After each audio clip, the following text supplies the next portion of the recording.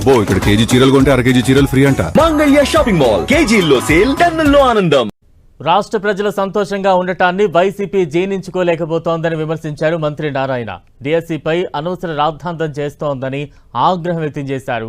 YCP నేతలు తమ కార్యకర్తలని బలి తీసుకుంటున్నారని ఆరోపించారు మంత్రి సవిత. నేరస్తులకు వైసీపీ కొమ్ము కాస్తోందని విమర్శించారు. వైసీపీని రాష్ట్ర ప్రజలు భూస్థాపితం చేయాలని సూచించారు. వైసీపీ హయాంలో రాష్ట్రం అధోగతి పాలైందని విమర్శలు గుప్పించారు TDP MLA bonda Uma. YCP ప్రభుత్వం మాత్రం భరించలేకపోతుంది. ఆ ఆనందాన్ని ప్రజలు ప్రశాంతంగా ఉంటాం, ఈ రాష్ట్రంలో ప్రజలు ప్రశాంతంగా ఉంటాం, ప్రజలు ఆనందంగా ఉంటాం, వైసీపీ వాళ్ళు భరించలేకపోతున్నారు.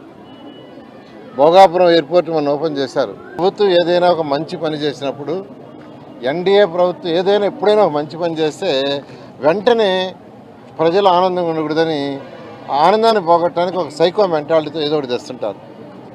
డిఎస్సీ ఎగ్జామ్ చేశారు. 16,000 మంది యువతకు ఉద్యోగాలు ఇచ్చారు. ప్రభుత్వ జాబ్, గవర్నమెంట్ జాబ్స్ 16,000 మందికి. ఒక్క టీచర్ పోస్ట్ గత 5 సంవత్సరాలు ఇవ్వాల, ఒక్కటంటే ఒకటి ఇవ్వాల.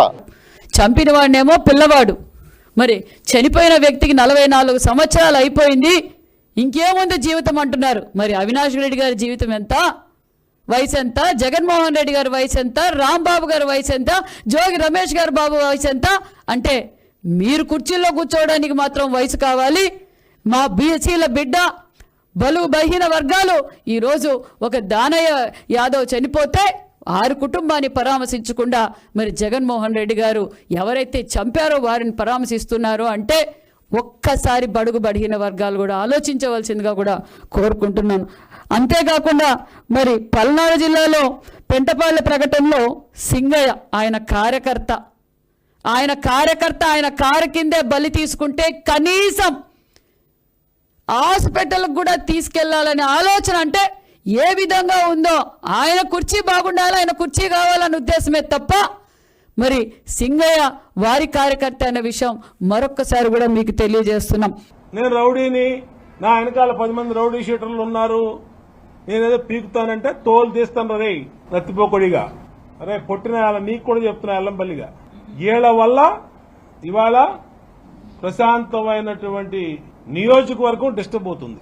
పార్టీ ఆఫీస్ మీద దాడి చేశారు, తెలుగుదేశం పార్టీ ఆఫీస్ మీద. ఇదే నత్తిపండుగాడు బ్యాచ్ అంతా, ఈ చిల్లర రౌడీలు అందరూ వెళ్ళి మీ ఎవరు లేనప్పుడు ఉంటే ఆ రోజు చెప్పేవాళ్ళు మీ సమాధానం.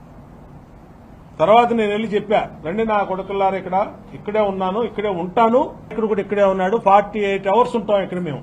మీ గవర్నమెంట్ మీ చేతిలో ఉంది, పోలీసు మీ దగ్గర ఉన్నారు, రౌడీలు మీ దగ్గర ఉన్నారు, కార్యకర్తలు ఉన్నారు, 154 మంది ఎమ్మెల్యేలు ఉన్నారు, రండి చూసుకుందాం అని చెప్పా.